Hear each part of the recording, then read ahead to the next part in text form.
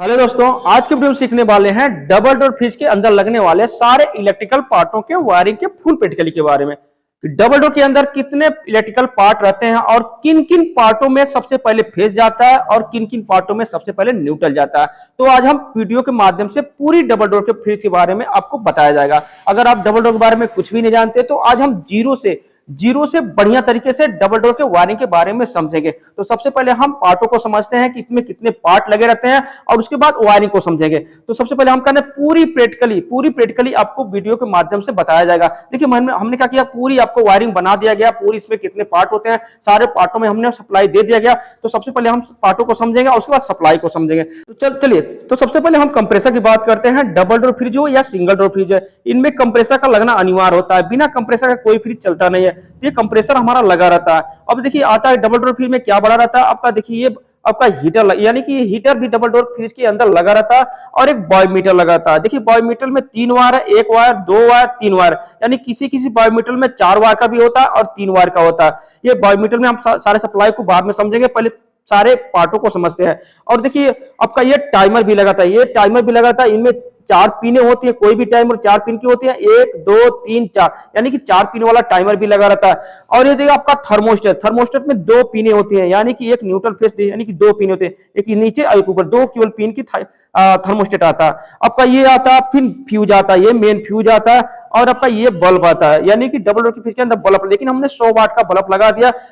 Fridge के अंदर क्या 15 वाट का बल्ब लगा था, लेकिन हमने 100 वाट का बल्ब लगा दिया, आपको समझने के लिए 100 वाट का बल्ब लगा दिया। और एक डोर स्विच लगा था, इसमें एक डोर स्विच भी लगा रहता है, जो डोर के किनारे पर ये डोर स्विच लगा रहता है। और एक फैन मोटर लगा रहता है। देखिए डबल डोर के अंदर फैन मोटर भी लगा रहता है। तो सारे इलेक्ट्रिकल पार्ट हमारे जो डबल डोर के फ्रिज के अंदर पूरा लगा रहता है। अब इनके वायरिंग को समझते हैं, बारी बारी समझते हैं कि इनमें सब सारे इलेक्ट्रिकल पार्ट तो लगे रहते हैं, लेकिन इनमें जो वायरिंग होता है किन किन पार्टों में कौन सा न्यूट्रल जाता है, कौन सा फेज जाता है। तो सबसे पहले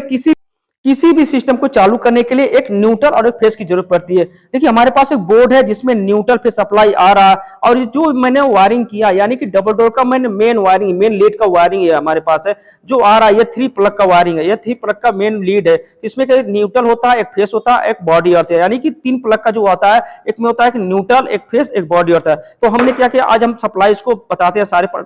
सारे वायरिंग की सप्लाई बताते हैं, बारी बार बताएंगे। तो इसमें दो वायर है, एक होता है ब्लैक वाला, रेड वाला। तो सबसे पहले हमने ब्लैक वाले को न्यूट्रल बनाया, यानी कि जो मेन वायर इसका है तो उसको हम ब्लैक वाले को पकड़े और न्यूट्रल बनाए। सबसे पहले कहां दिया, देखिए डोर स्विच है, डोर स्विच है ना, डोर स्विच के 2 पिन होता है, एक नीचे वाला पिन, एक ऊपर पिन है। हम किसी वाले पिन में देंगे, यानी कि जो ब्लैक वाला है, चाहे ऊपर वाला है, चाहे किसी वाले पिन में देंगे, लेकिन जिस पिन में हम देंगे, यानी कि इसमें देंगे हम नीचे वाले में, नीचे वाले से ही एक सप्लाई न्यूट्रल हम ले लिए। और कहां गया, देखिए ये जा रहा सप्लाई और सीधे कहां जा रहा, ये आपका फैन मोटर है, ये फैन मोटर है, इसके नीचे ये जा रहा, ये 2 पिन है, एक यहां लगा, एक यहां लगा। तो हमने क्या किया, ये ब्लैक वाले कहां दिए, ये ऊपर वाले, चाहे किसी एक तरफ के पिन में देंगे, लेकिन जिस पिन में देंगे उसी में से एक सप्लाई कहां जाएगा निकल के, उसी में से न्यूट्रल सप्लाई कहां निकल गया, ये जा रहा है आपका हीटर वाले में, यानी कि ये हीटर है, हीटर वाला, हीटर के 2 वायर है, एक इस साइड है, एक इस साइड है। तो हम किसी तरफ के एक साइड में हम दे देंगे ये आपका न्यूट्रल, यहां से न्यूट्रल, इसी में से जिसमें से देंगे उसी में से एक न्यूट्रल सप्लाई जाएगा, सीधे कहां जाएगा, ये आपका कंप्रेसर,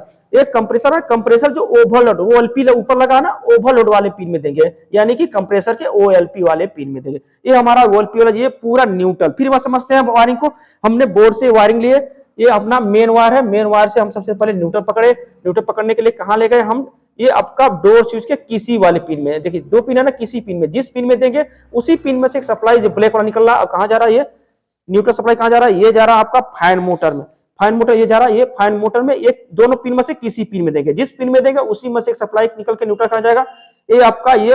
हीटर वाले में, हीटर के किसी वायर में, चाहे इस तरफ चाहे इस तरफ, किसी वायर में देंगे, जिस वायर में देंगे उसी में से एक सप्लाई कहां निकल जाएगा, सीधे जाएगा ये आपका कंप्रेसर के ओवरलोड वाले में। ये हो गया आपका पूरी न्यूट्रल सप्लाई। अब हम समझते हैं फेज सप्लाई। देखिए आप समझेंगे फेज सप्लाई मेन वायर से। अब मेन वायर हम जो मेन वायर, हमारा मेन वायर जो रेड हम बनाए, इसको रेड बनाए, रेड में ये आगा आपका मेन फ्यूज में, यानी कि मेन फ्यूज के किसी एक वायर में, चाहे इस वायर में किसी वायर में, और उसी वायर से सप्लाई कहां जाएगा, सीधे निकल के जाएगा ये वाला सप्लाई, ये सप्लाई निकल के कहां जाएगा, सीधे थर्मोस्टेट के 2 पिन लगा है ना, देखिए 2 पिन है, नीचे वाला पिन, ऊपर वाला, यानी कि ये किसी पिन में देंगे, हम नीचे वाले पिन में दे दिए, यानी कि रेड वाला नीचे वाले पिन में दे दिए। और जो थर्मोस्टेट का दूसरा पिन निकल के जाएगा, ये आपका निकल के जा रहा है दूसरा पिन, ये जाएगा सीधे कहां, ये आपका टाइमर है ना, टाइमर के सीधे हम दिखाना चाहेंगे आपको, टाइमर के आपका नीचे से, हाँ टाइमर के 3 नंबर वाले पिन में, यानी कि ये 3 नंबर वाला पिन हमारा, जो टाइमर के 3 नंबर वाला पिन में ये जा रहा हमारा फेज जा रहा है ये। अब ये देखिए, अब समझते हैं हम, अब ये हो गया। अब देखिए यहां से, अब एक यहां से मेन फ्यूज के सीधे नीचे से एक साइड से हम क्या लेंगे, एक सप्लाई लेंगे, सीधे कहां जाएगा ये आपका बल्ब वाले में, जो बल्ब 100 वाट का हमने लगाया था बल्ब वाले। अब बल्ब का दूसरा वायर कहां जाएगा, सीधे निकल के जाएगा, ये देखिए डोर स्विच, यानी कि डोर स्विच के माध्यम से बल्ब को न्यूट्रल फेज चाहिए, तो यहां से हमने डोर स्विच दे दिया, डोर स्विच जो खाली पिन था एक हमने दे दिया, यहां दे दिए। अब समझते हैं हम, सीधे हम समझेंगे अब फायर मोटर का समझेंगे। फायर मोटर के समझेंगे, जो फायर मोटर का जो ये वायर, जो रेड वाला वायर, यानी कि जो ये खाली वाला वायर रेड वाला तब बचेगा, इसमें से एक सप्लाई जाएगा और कहां जाएगा, ये निकलते हुए जाएगा, सीधे जाएगा कहां जाएगा, ये टाइमर के आपका 4 नंबर वाले पिन में, यानी कि ये 4 नंबर वाले पिन में, ये जो 2 लगा ना पिन, इस 4 नंबर वाले पिन जाएगा, ये 4 नंबर से, इसी में से एक सप्लाई, ये वाला सप्लाई, ये सप्लाई कहां निकल जाएगा, सीधे निकल के आता है, ये देखिए ये निकल के आ रहा, और कहां जा रहा है, ये आपका कंप्रेसर के रिले वाले पॉइंट में जाएगा, ये रिले वाला पॉइंट है ना, रिले वाला जाएगा ये यानी कि हमने जो फायर मोटर का ये जो नीचे वाला रेड वाला, जो नीचे रेड लिए हमने, जो फेस लिए हमारा, ये निकल के सीधे जाता है, सीधे कहां जाता है, ये आपका टाइमर, जो टाइमर का 4 नंबर है, 4 नंबर दिखाने की कोशिश करेंगे आपको, ये आपका 4 नंबर है, ये 4 नंबर वाले में है, 4 नंबर में जाएगा और उसी में से एक सप्लाई निकलेगा और कहां जाएगा, सीधे ये आपका कंप्रेसर के रिले वाले पिन में जाएगा। ये हो गया। अब देखिए समझते हैं, अब जो ये समझते हैं, अब देखिए ये अब हीटर समझते हैं। हीटर का जो ये वाला इधर जो खाली वाला मिलेगा, अब ये निकल के कहां जाएगा, सीधे आ जाएगा ये आपका बायोमीटर के जो बीच वाला वायर है, जो बीच वाला वायर उसमें जाएंगे, यानी कि जो हीटर का ये जो फेज वाला जाएगा, ये जो बायोमीटर के बीच वाले वायर में ये जा रहा है, ये बायोमीटर के बीच वाले में गया। अब देखिए बायोमीटर का इधर भी एक वायर, इधर, यानी कि बायोमीटर में 3 वायर है, तो हमने बीच वाले वायर को कहां दे दिए, ये दे दिए हमने, आपका ये आ गया आपका हीटर वायर दे दिया। लेकिन बायोमीटर का जो इस तरफ एक वायर है, ये इस तरफ एक वायर था, हम सबसे पहले इस वायर को, यानी ब्लैक वाले वायर को पकड़ते हैं, बायोमीटर का इस तरफ वाले वायर को पकड़ेंगे, और ये सप्लाई देखिए, ये सप्लाई कहां जा रहा, सीधे जा रहा है, ये देखिए ये जा रहा, आपको दिखाने की कोशिश करेंगे, ये टाइमर के 1 नंबर पिन में जाएगा, यानी कि ये टाइमर के 1 नंबर पिन में जाएगा। आपको 1 नंबर हम दिखाने की कोशिश करेंगे, ये टाइमर के 1 नंबर, इस साइड आपका 1 नंबर है, 1 नंबर पिन में जा रहा है, यानी कि ये टाइमर के 1 नंबर वाले पिन में जा रहा है, ये वाला। अब देखिए, अब समझिए, बायोमीटर का ये वाला, ये जो रेड वाला है, ये बायोमीटर के इस तरफ जो हमारा वायर लास्ट वाला, ये बायोमीटर का तीसरा वायर निकल के जा रहा है, ये सप्लाई जा रहा है, ये कहां जाएगा, सीधे टाइमर, यानी कि ये आपका टाइमर के ये आपका 2 नंबर, आपको 2 नंबर दिखाने की कोशिश करेंगे हम, ये आपका 2 नंबर में जा रहा है, यानी कि ये आपका इधर वाला सप्लाई 2 नंबर में जा रहा है, ये इधर, ये सप्लाई टाइमर के 2 नंबर में जाएगा। ये पूरी सप्लाई आपका कंप्लीट हो चुका, पूरी आपका ये आपका कंप्रेसर भी सप्लाई चला गया, बायोमीटर भी सप्लाई चला गया, और टाइमर के चारों पिन में सप्लाई गया, थर्मोस्टर में चला गया, आपका ये फ्यूज में चला गया, और बल्ब में चला गया, हीटर में चला गया, यानी आपका ये आपका फैन मोटर में, और ये डोर स्विच में। अब क्या करेंगे,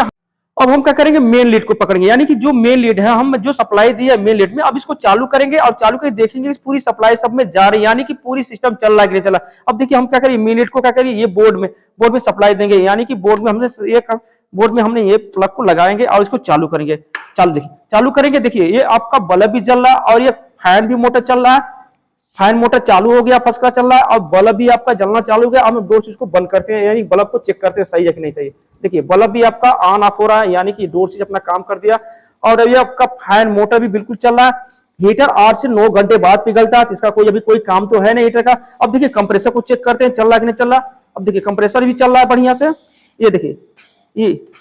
ये कंप्रेसर भी चलना चालू हो गया। अब आपका ये बायोमीटर, यानी कि सारे सिस्टम आपका काम करना चालू कर दिया, यानी कि किसी भी सप्लाई के हम सारे सप्लाई को सप्लाई देकर चालू कर दिए। अगर कहीं से भी किसी तरह का कोई भी सवाल जवाब हो तो कमेंट बॉक्स में जरूर लिखिएगा, और मेरे चैनल को सब्सक्राइब जरूर कीजिएगा। वीडियो देखने के लिए आप सभी लोगों का बहुत बहुत धन्यवाद।